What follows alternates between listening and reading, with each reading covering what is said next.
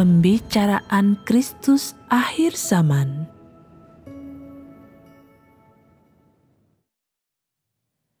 Apa yang harus orang ketahui tentang perubahan watak? Selama bertahun-tahun mengalami pekerjaan Tuhan dan mendengarkan khotbah, ada beberapa orang yang memiliki pemahaman tentang diri mereka sendiri, yang mampu berbicara tentang beberapa pengalaman nyata dan mempersekutukan keadaan mereka yang sebenarnya, jalan masuk pribadi mereka, kemajuan pribadi mereka, kekurangan mereka, dan bagaimana mereka berencana untuk masuk. Namun, ada beberapa orang yang tidak memiliki pemahaman tentang diri mereka sendiri, dan yang tak mampu berbicara tentang pengalaman nyata apapun. Mereka hanya mampu berbicara tentang hal-hal lahiriah seperti kata-kata dan doktrin, pekerjaan lahiriah, situasi saat ini, dan kemajuan dalam mengabarkan Injil. Tetapi tidak mampu berbicara tentang jalan masuk kehidupan yang nyata atau pengalaman pribadi mereka. Hal ini menunjukkan bahwa mereka masih belum menempuh jalur yang benar dalam jalan masuk kehidupan mereka. Perubahan dalam watak seseorang bukanlah perubahan dalam perilakunya, juga bukan perubahan lahiriah yang pura-pura atau perubahan sementara karena semangat. Sebaik apapun perubahan ini, itu tidak dapat menggantikan perubahan dalam watak hidup. Karena perubahan lahiriah ini dapat dicapai melalui upaya manusia. Sedangkan perubahan dalam watak hidup tidak dapat dicapai melalui upaya manusia saja. Untuk mencapai perubahan watak, orang harus mengalami penghakiman, hajaran, ujian, dan pemurnian Tuhan, serta penyempurnaan oleh Roh Kudus. Meskipun orang yang percaya kepada Tuhan memperlihatkan beberapa perilaku yang baik, tak seorang pun dari mereka yang benar-benar menaati Tuhan, benar-benar mengasihi Tuhan, atau mampu melakukan kehendak Tuhan. Mengapa demikian? Karena ini menuntut adanya perubahan dalam watak hidupmu. Dan sekadar perubahan dalam perilaku masih jauh dari cukup. Mengalami perubahan dalam watakmu berarti engkau memiliki pengetahuan dan pengalaman tentang kebenaran, dan kebenaran itu telah menjadi hidupmu. Yang berarti kebenaran itu dapat mengarahkan dan menguasai hidupmu, serta segala sesuatu tentang dirimu. Inilah arti perubahan dalam watak hidupmu. Hanya orang yang memiliki kebenaran sebagai hidup mereka adalah orang yang wataknya telah berubah. Dahulu, mungkin ada beberapa kebenaran yang tak mampu kau terapkan ketika engkau memahaminya. Tetapi sekarang, engkau mampu menerapkan aspek kebenaran apapun yang kau pahami, tanpa hambatan atau kesulitan. Ketika engkau menerapkan kebenaran, engkau mendapati dirimu dipenuhi kedamaian dan kebahagiaan. Tetapi jika engkau tak mampu menerapkan kebenaran, engkau merasa menderita dan hati nuranimu terganggu. Engkau mampu menerapkan kebenaran dalam segala sesuatu, hidup berdasarkan firman Tuhan, dan memiliki dasar untuk hidup. Ini artinya watakmu telah berubah. Kini, engkau dapat dengan mudah melepaskan gagasan dan imajinasimu. pengejaran dan keinginan dagingmu, dan hal-hal yang tak mampu kau lepaskan sebelumnya. Engkau merasa bahwa firman Tuhan itu benar-benar baik, bahwa menerapkan kebenaran adalah hal terbaik untuk kau lakukan.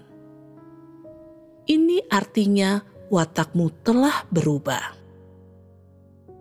Perubahan watak kedengarannya sangat sederhana. Tetapi sebenarnya ini adalah proses yang melibatkan banyak pengalaman.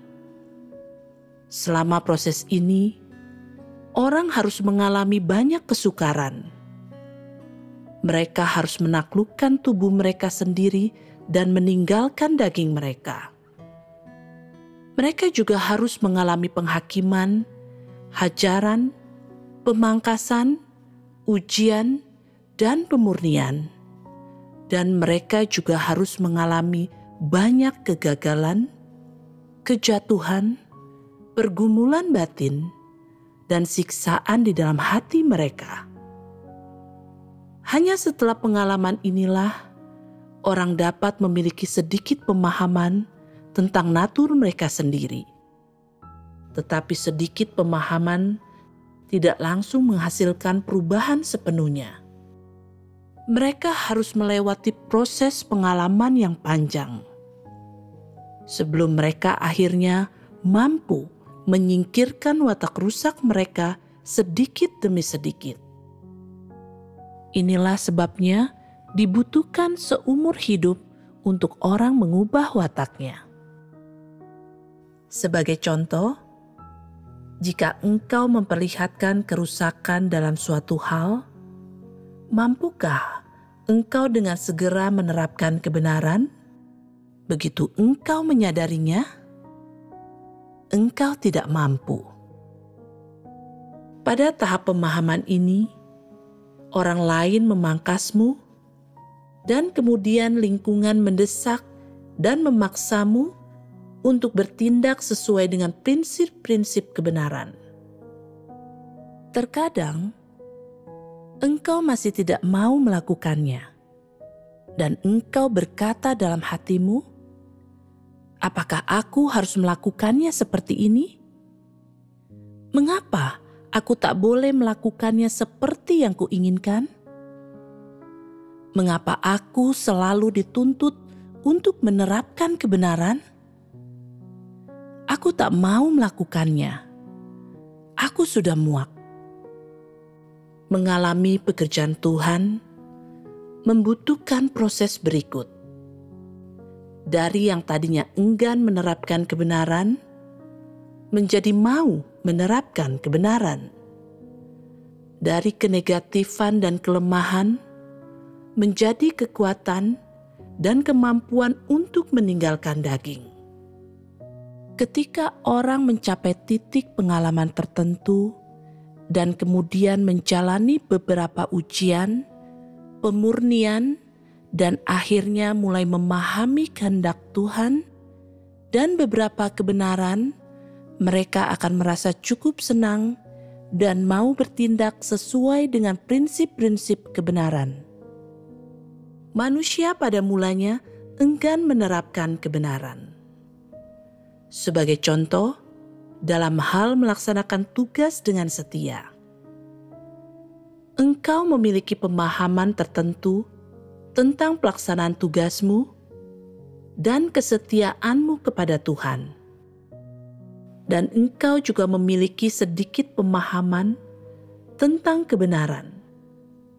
Tetapi kapankah engkau akan mampu sepenuhnya mengabdikan dirimu kepada Tuhan? Kapankah engkau dapat melaksanakan tugasmu dalam perkataan dan dalam perbuatan? Ini akan membutuhkan proses.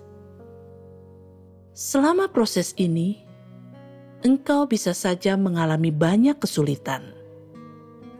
Beberapa orang mungkin memangkasmu, dan yang lain mungkin mengkritikmu. Mata setiap orang akan tertuju kepadamu, memeriksa dirimu, dan baru setelah itulah engkau akan mulai menyadari bahwa engkau di pihak yang salah, dan bahwa engkau adalah orang yang telah melakukan tugasmu dengan buruk, bahwa kurangnya pengabdian dalam melakukan tugasmu tidaklah bisa diterima, dan bahwa engkau tidak boleh ceroboh atau asal-asalan. Roh Kudus akan mencerahkanmu dari dalam dan menegurmu ketika engkau melakukan kesalahan.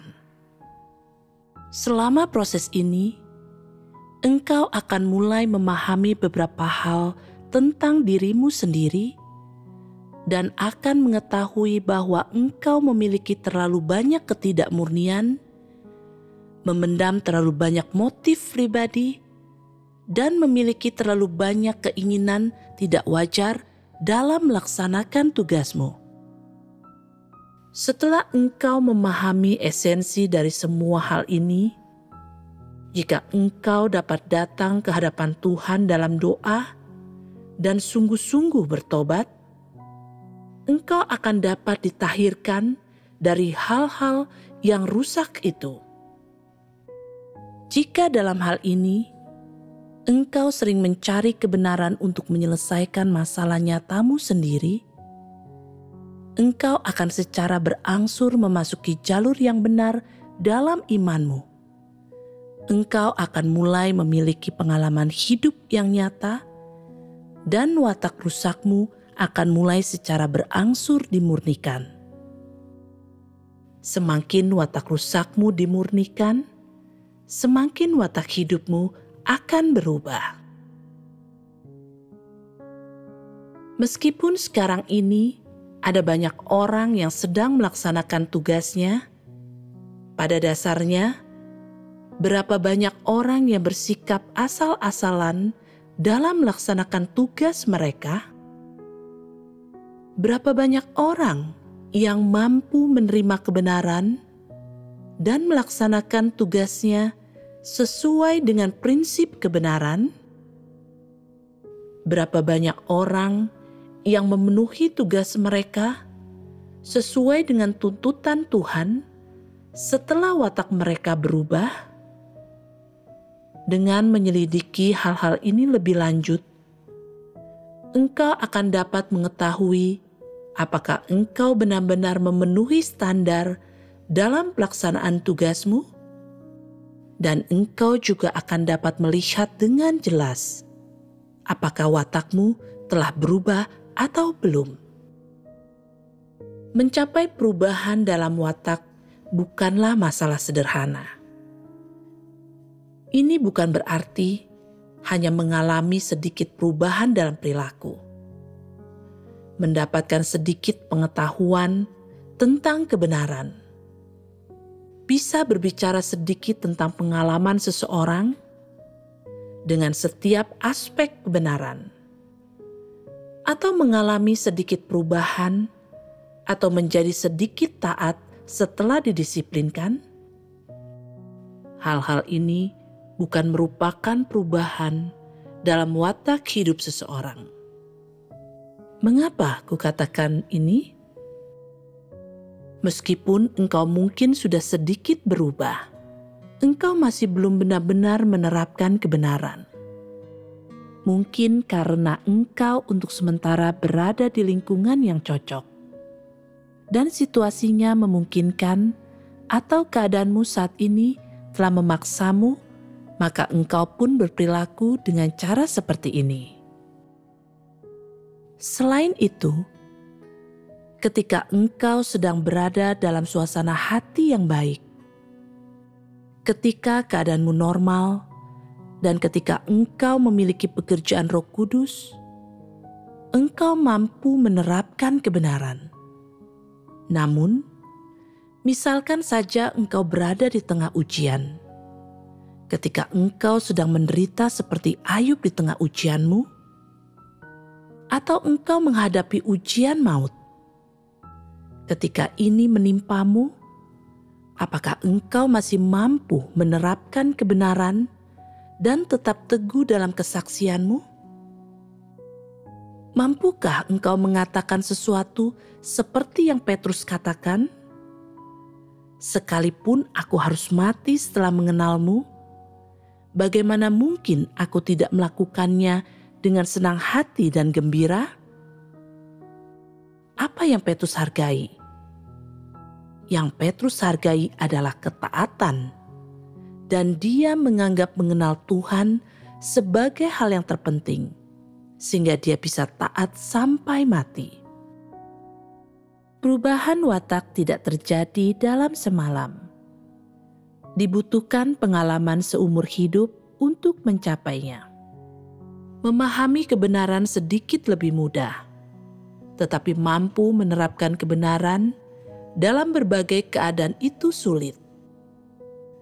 Mengapa orang selalu mengalami kesulitan dalam menerapkan kebenaran? Sebenarnya, semua kesulitan ini berkaitan langsung dengan watak manusia yang rusak. Dan semua itu adalah penghalang yang berasal dari watak yang rusak. Oleh karena itu, engkau harus banyak menderita dan membayar harga agar engkau mampu menerapkan kebenaran. Jika engkau tidak memiliki watak yang rusak, engkau tidak perlu menderita dan membayar harga untuk menerapkan kebenaran. Bukankah ini fakta yang jelas? Terkadang sepertinya engkau sedang menerapkan kebenaran.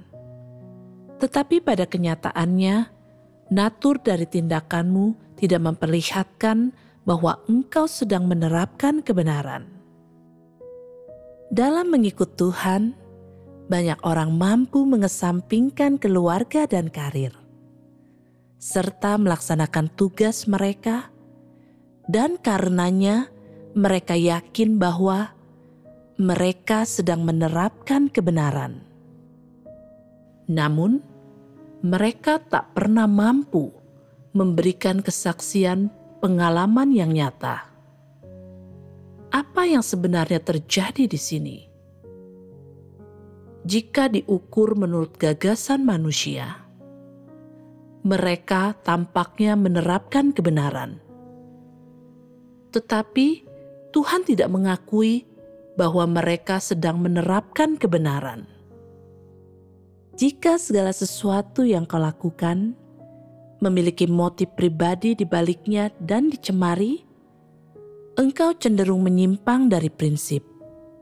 Dan ini tidak dapat dianggap menerapkan kebenaran. Ini hanyalah sejenis perilaku.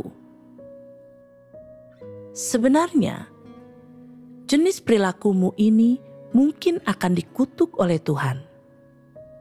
Itu tidak akan dipuji atau dikenang olehnya.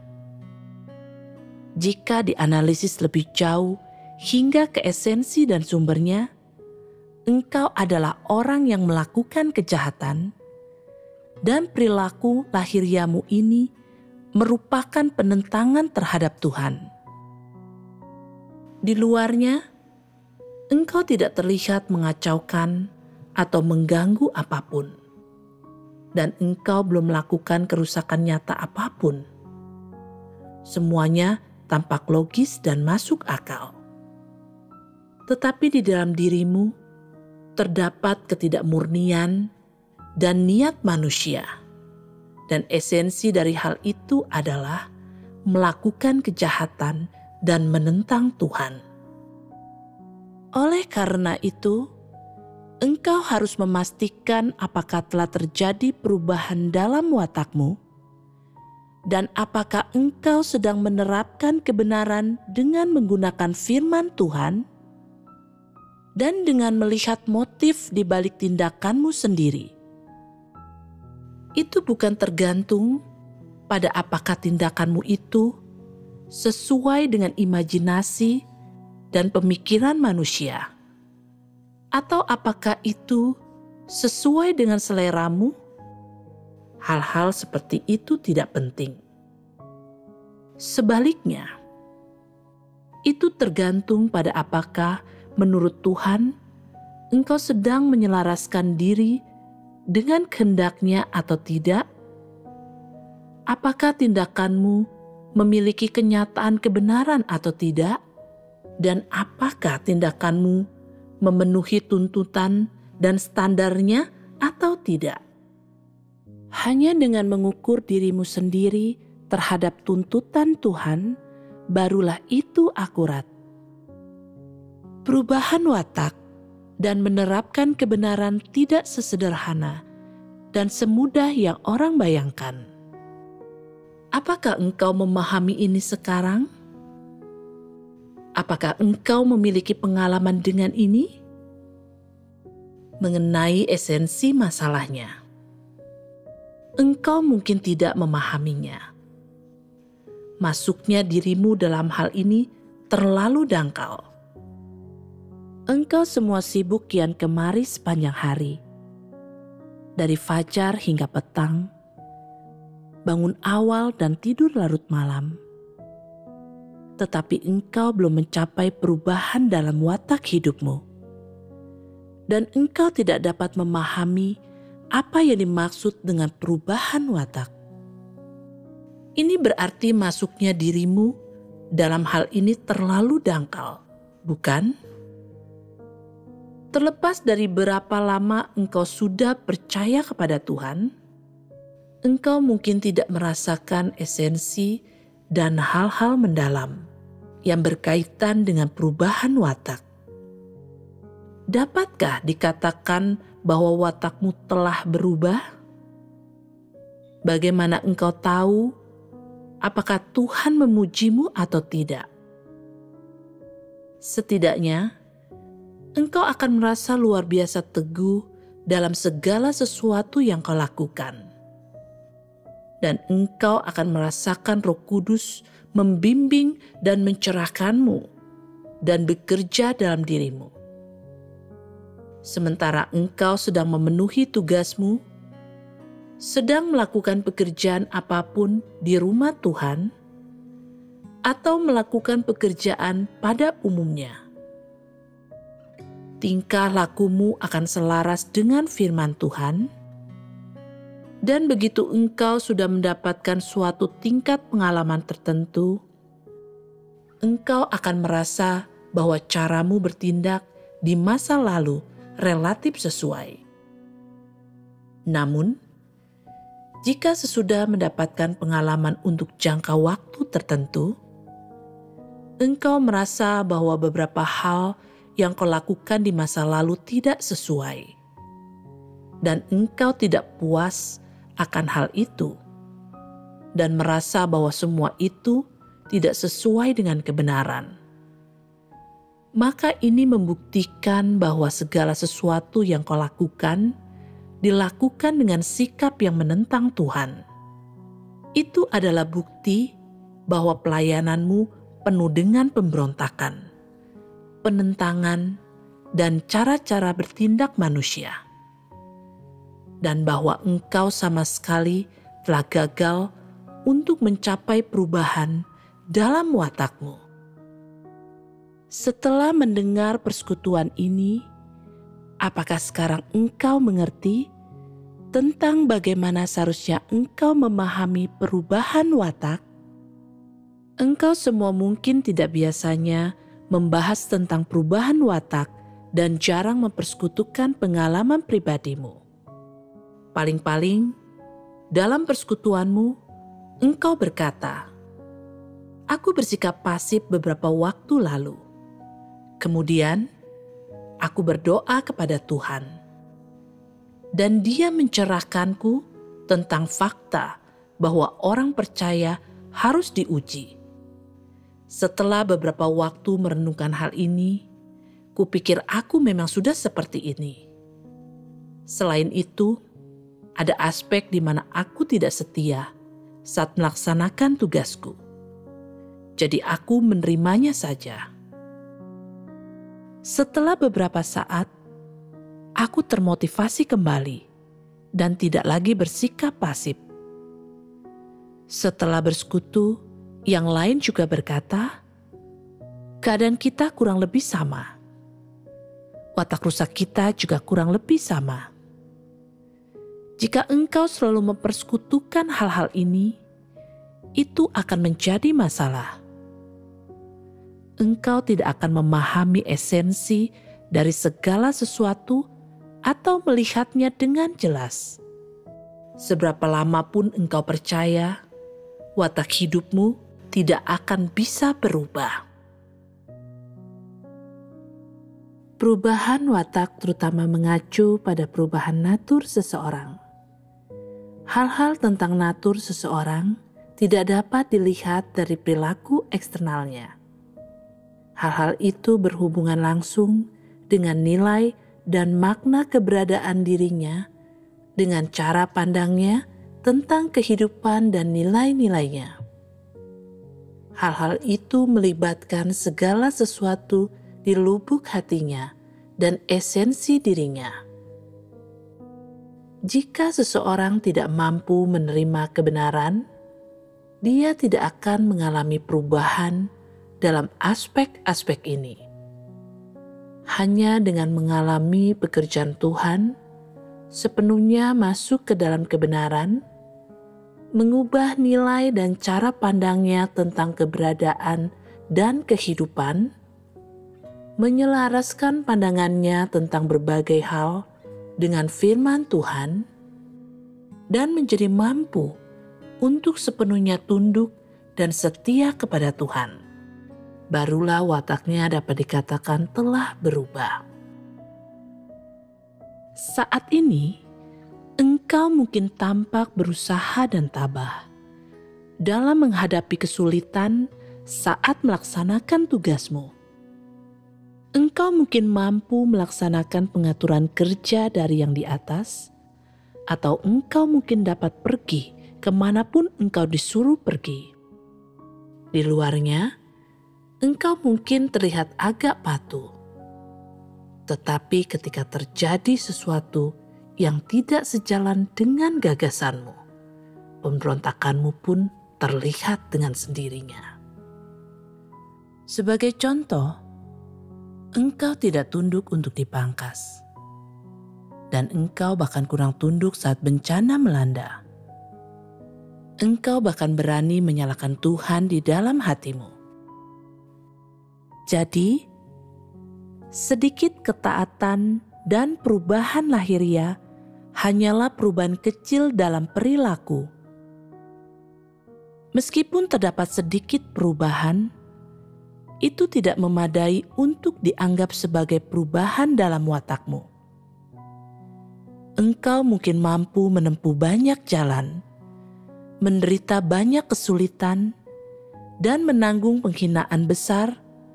Engkau mungkin merasa sangat dekat dengan Tuhan, dan Roh Kudus mungkin melakukan beberapa pekerjaan dalam dirimu. Namun, ketika Tuhan memintamu untuk melakukan sesuatu yang tidak sesuai dengan gagasanmu, engkau mungkin tetap tidak tunduk. Sebaliknya, engkau mungkin mencari alasan, memberontak, dan menentang Tuhan. Dan pada saat-saat yang mengerikan, bahkan mempertanyakan dan melawan Tuhan. Ini akan menjadi masalah serius. Ini akan menunjukkan bahwa engkau masih memiliki natur yang menentang Tuhan. Bahwa engkau tidak benar-benar memahami kebenaran dan watak hidupmu sama sekali belum berubah. Setelah diberhentikan atau dikeluarkan, beberapa orang masih berani mengkritik Tuhan di dalam hatinya dan menganggap Tuhan tidak adil. Mereka bahkan berdebat dengan Tuhan dan melawan, menyebarkan gagasan mereka tentang Tuhan dan ketidakpuasan terhadap Tuhan dimanapun mereka berada. Orang-orang seperti ini adalah setan-setan yang menentang Tuhan. Orang yang memiliki natur iblis tidak akan pernah berubah dan harus ditinggalkan. Hanya mereka yang mampu mengejar dan menerima kebenaran dalam setiap situasi dan tunduk pada pekerjaan Tuhan yang memiliki harapan untuk mendapatkan kebenaran dan mencapai perubahan watak. Dalam pengalamanmu, engkau harus belajar mengenali berbagai keadaan yang di luarnya terlihat normal. Engkau mungkin menangis terisak-isak selama berdoa, atau merasa bahwa hatimu sangat mengasihi Tuhan dan merasa begitu dekat dengan Tuhan. Akan tetapi keadaan ini hanyalah pekerjaan Roh Kudus dan tidak menandakan bahwa engkau adalah seseorang yang mencintai Tuhan.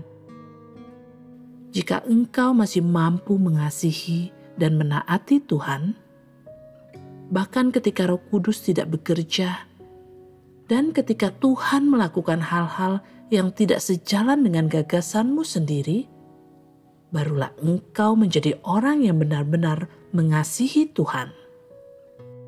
Hanya setelah itulah engkau menjadi orang yang watak hidupnya telah berubah. Hanya inilah orang yang memiliki kenyataan kebenaran. Dari manakah engkau mulai mengubah watakmu? Mulailah dengan memahami naturmu sendiri. Inilah kuncinya. Jadi, bagaimana engkau memahami naturmu? Dengan benar-benar mengenali watak rusak apa yang kau miliki. Setelah engkau dengan jelas mengenali watak-watak rusak ini, engkau akan memahami esensi natur dirimu. Ada beberapa orang yang bertanya, bagaimana aku memahami watak rusakku? Tentu saja, engkau harus memahaminya berdasarkan firman Tuhan dan mengenalinya sesuai dengan kebenaran. Jadi, bagaimana engkau melakukannya? Dengan membandingkan watak rusak yang kau perlihatkan dengan firman yang telah Tuhan ungkapkan. Sebanyak apapun yang bisa engkau bandingkan, sebanyak itu pula yang harus kau kenali. Jika engkau mampu membandingkan dan mengenali banyak hal tentangnya, engkau akan mampu memahami watak rusakmu. Apakah engkau semua yang telah lama percaya dan melakukan seperti ini selama bertahun-tahun, sekarang memiliki pemahaman tentang naturmu sendiri? Mungkin jauh dari itu. Perbandinganmu harus mengikuti suatu jalan. Orang tidak boleh mengatakan sesuatu tanpa ada dasarnya. Engkau harus membaca lebih banyak firman Tuhan tentang bagaimana Dia mengungkapkan esensi rusak manusia. Engkau harus menemukan semua firman ini, kemudian sering membacanya dan sering merenungkan dirimu sendiri. Membandingkan keadaanmu dengan firman tersebut. Begitu watak rusakmu telah sepenuhnya kau bandingkan, dan engkau merasa bahwa firman Tuhan mengungkapkan keadaanmu secara tepat, dan dengan sangat akurat, dan itu sama sekali tidak salah, maka bukankah engkau akan merasa diyakinkan? Beberapa orang berkata, dengan memahami natur kita sendiri, kita akan dapat mengubahnya. Mudah bagi siapapun untuk mengatakan ini. Namun, bagaimana engkau memahaminya? Harus ada jalan. Jika ada jalannya, engkau akan mengetahui cara mengalaminya. Tanpa jalan, engkau hanya akan meneriakkan slogan, kita semua harus memahami natur kita. Natur kita tidak baik, dan itu berasal dari iblis. Jika kita memahami esensi natur kita, kita akan dapat mengubah watak kita. Setelah teriakan itu, tidak ada lagi yang kau lakukan, dan semua orang tidak memahami apapun. Inilah yang dimaksud dengan mengkhotbahkan doktrin tanpa memiliki jalannya. Bukankah bekerja seperti ini menimbulkan masalah? apa hasil dari bekerja seperti ini? Engkau semua biasanya meneriakkan slogan, "Kita harus memahami natur kita. Kita semua harus mengasihi Tuhan. Kita semua harus tunduk kepada Tuhan. Kita semua harus bersujud di hadapan Tuhan. Kita semua harus menyembah Tuhan." Siapapun yang tidak mencintai Tuhan tidak dapat diterima. Membicarakan doktrin ini tidak berguna dan tidak menyelesaikan masalah. Bagaimana caramu memahami natur manusia? Memahami naturmu sebenarnya berarti menganalisis hal-hal yang ada di kedalaman jiwamu. Hal-hal dalam hidupmu dan semua logika dan falsafah iblis yang telah kau jalani. Yang berarti kehidupan iblis yang selama ini kau jalani. Hanya dengan menggali hal-hal yang ada dalam jiwamu yang terdalam, barulah engkau dapat memahami naturmu. Bagaimana caranya hal-hal ini bisa digali? Semua itu tidak dapat digali atau dianalisis. Hanya melalui satu atau dua hal. Seringkali setelah engkau selesai melakukan sesuatu, engkau masih belum memahami. Bisa dibutuhkan waktu 3 atau 5 tahun sebelum engkau bahkan bisa mendapatkan sedikit kesadaran atau pemahaman. Jadi, dalam banyak situasi, engkau harus merenungkan dirimu dan mengenal dirimu sendiri. Engkau harus menggali dirimu dalam-dalam dan menganalisis dirimu berdasarkan firman Tuhan agar engkau mampu membuahkan hasil. Ketika pemahamanmu akan kebenaran bertumbuh semakin mendalam, engkau akan secara berangsur-angsur mengetahui esensi naturmu sendiri. Melalui perenungan diri dan pengenalan diri sendiri. Untuk mengenal naturmu, engkau harus memahami naturmu itu melalui beberapa hal. Pertama, engkau harus memiliki pemahaman yang jelas tentang apa yang kau sukai. Ini bukan mengacu pada apa yang suka kau makan atau kenakan.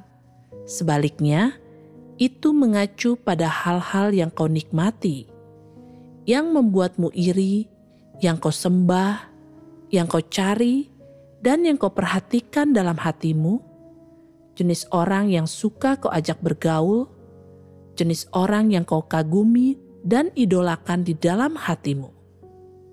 Contohnya, kebanyakan orang menyukai orang-orang berkedudukan tinggi, orang-orang yang elegan dalam cara bicara dan sikap mereka, atau seperti mereka yang berbicara dengan pujian yang fasih, atau mereka yang berpura-pura. Yang disebutkan di atas adalah tentang orang macam apa yang dengannya mereka suka berinteraksi. Mengenai hal-hal yang orang nikmati, ini termasuk kesediaan orang untuk melakukan hal-hal tertentu yang mudah dilakukan. Senang melakukan hal-hal yang menurut orang lain baik, dan yang akan membuat orang menyanyikan pujian dan memberikan pujian. Dalam natur manusia, ada karakteristik umum mengenai hal-hal yang mereka sukai. Artinya, mereka menyukai orang-orang, peristiwa, dan hal-hal yang membuat orang lain iri karena penampilan luar. Mereka menyukai orang-orang, peristiwa, dan hal-hal yang terlihat sangat cantik dan mewah. Dan mereka menyukai orang-orang, peristiwa, dan hal-hal yang membuat orang lain memuja mereka. Hal-hal yang orang sukai ini adalah hal-hal yang hebat, memesona, indah, dan megah. Semua orang memuja hal-hal ini. Dapat dilihat bahwa manusia tidak memiliki kebenaran apapun, juga tidak memiliki keserupaan dengan manusia sejati. Tidak ada sedikit pun makna penting dalam memuja hal-hal ini, tetapi manusia tetap menyukainya. Hal-hal yang disukai orang-orang ini tampaknya dianggap hal yang sangat baik oleh orang yang tidak percaya kepada Tuhan, dan semua itu adalah hal yang terutama ingin dikejar orang. Sebagai contoh sederhana, ada para penggemar di antara orang-orang tidak percaya. Mereka mengejar aktor atau penyanyi, meminta tanda tangan mereka, dan meninggalkan pesan atau berjabat tangan dan memeluk mereka. Inikah hal-hal yang ada dalam hati orang percaya? Apakah engkau sesekali menyanyikan lagu-lagu selebritas yang kau puja? Atau apakah engkau sesekali meniru mereka dan berdandan dengan gaya mereka yang kau dambakan? Engkau menjadikan selebritas dan pesohor ini sebagai objek penyembahanmu dan teladan untuk kau puja. Ini adalah hal-hal umum yang orang sukai. Apakah orang percaya benar-benar tidak memuja hal-hal yang dipuja orang-orang tidak percaya ini? Jauh di lubuk hatinya, mayoritas orang masih memiliki keinginan untuk memuja mereka. Engkau percaya kepada Tuhan, dan sepertinya engkau tidak lagi jelas-jelas mengejar hal-hal itu. Namun, di dalam hatimu engkau masih iri pada hal-hal itu, dan engkau masih menyukai hal-hal itu. Kadang-kadang engkau berpikir, aku masih ingin mendengarkan musik mereka, dan aku masih ingin menonton acara TV yang mereka perankan. Bagaimana mereka hidup? Di mana mereka sekarang? Alangkah bagusnya jika aku bisa bertemu dan menjabat tangan mereka. Dan meskipun aku mati, itu tetap berharga.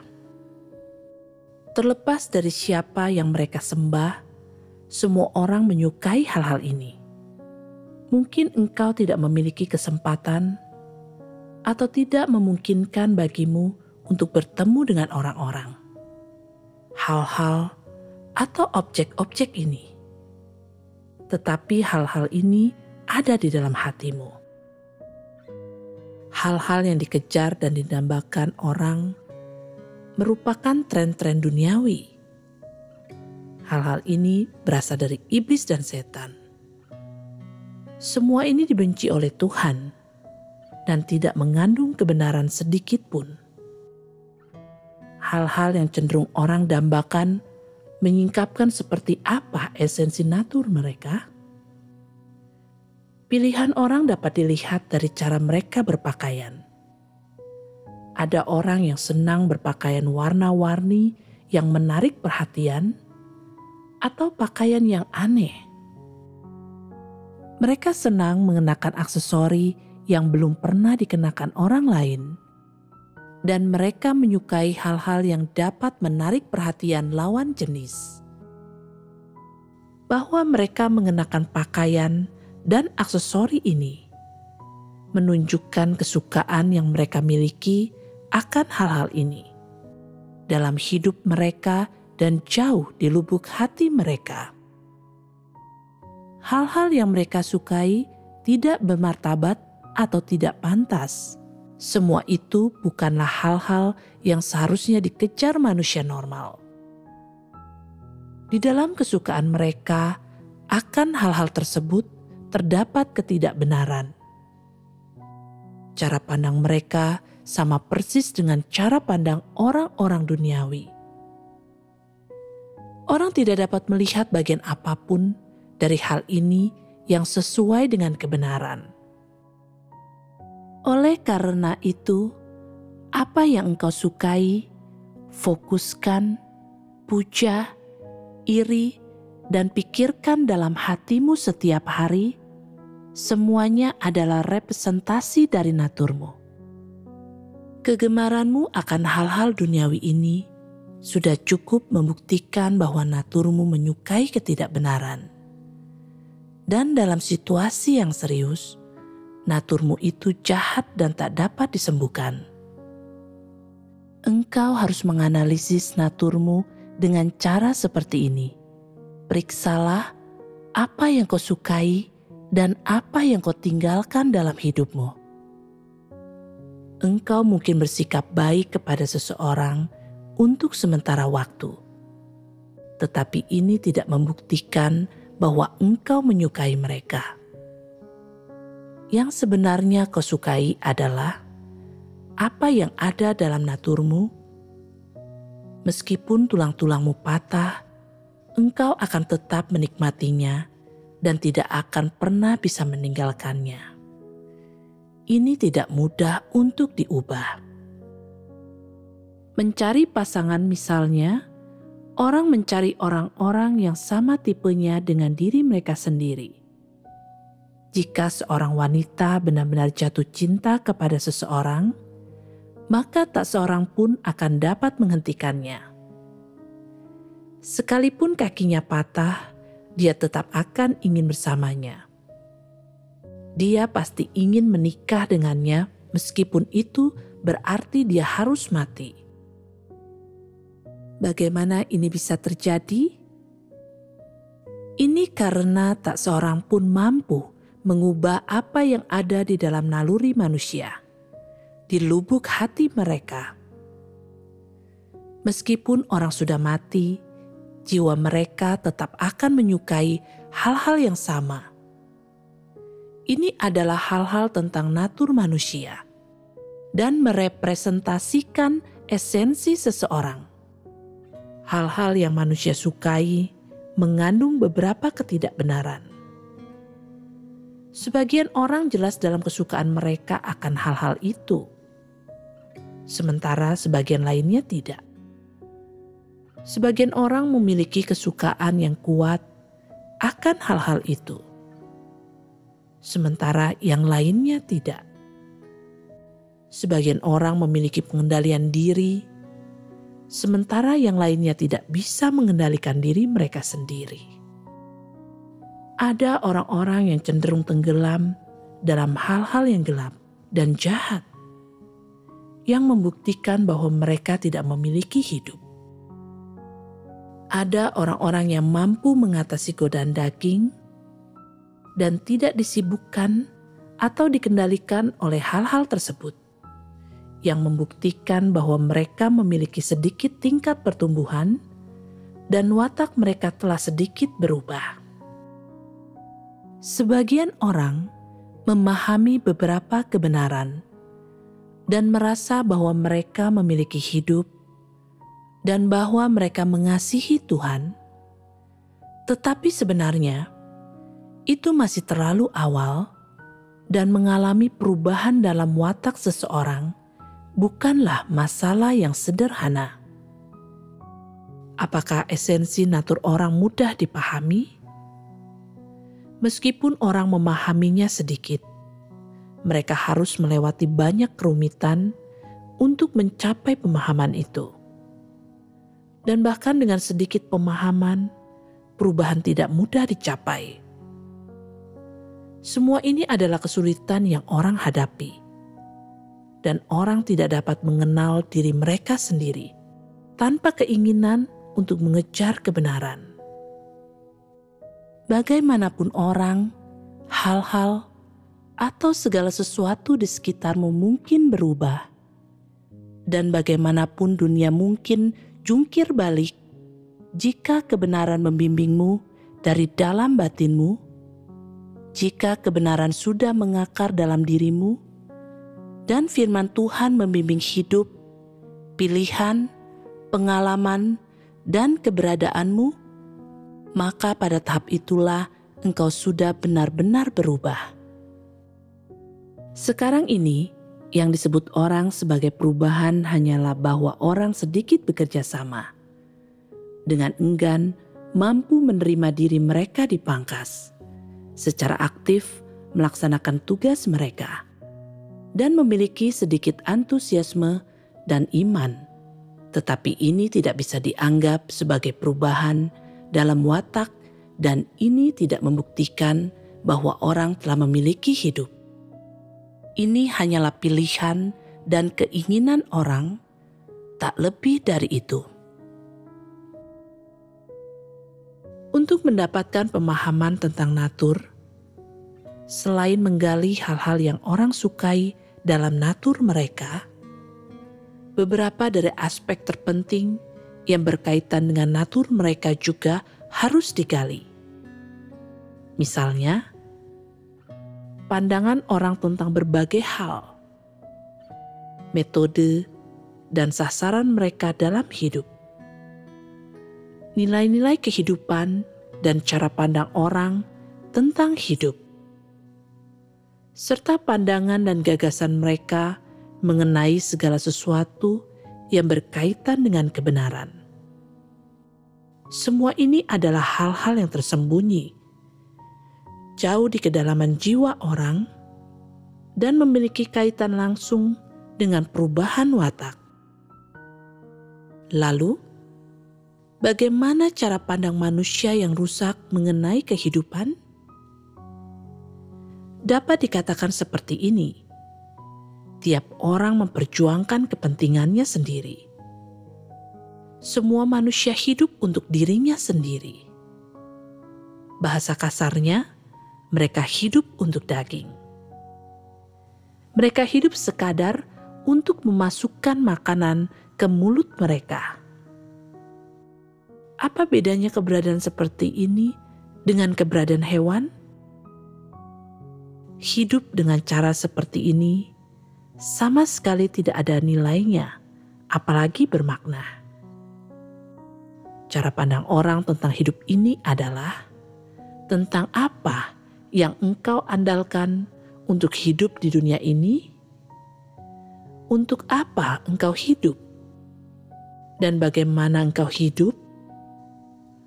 Dan semua ini adalah hal-hal yang berkaitan dengan esensi dari natur manusia. Dengan menganalisis natur manusia, engkau akan melihat bahwa orang-orang semuanya menentang Tuhan. Mereka semua adalah iblis, dan tidak ada orang yang benar-benar baik. Hanya dengan menganalisis natur manusia, engkau dapat benar-benar mengetahui kerusakan dan esensi manusia, dan memahami milik siapa manusia itu sebenarnya, apa yang benar-benar kurang dalam diri manusia, dengan apa mereka harus diperlengkapi, dan bagaimana seharusnya mereka menjalani hidup dalam keserupaan dengan manusia. Benar-benar menganalisis natur seseorang tidak mudah dan tidak dapat dilakukan tanpa mengalami firman Tuhan atau tanpa mengalami pengalaman nyata.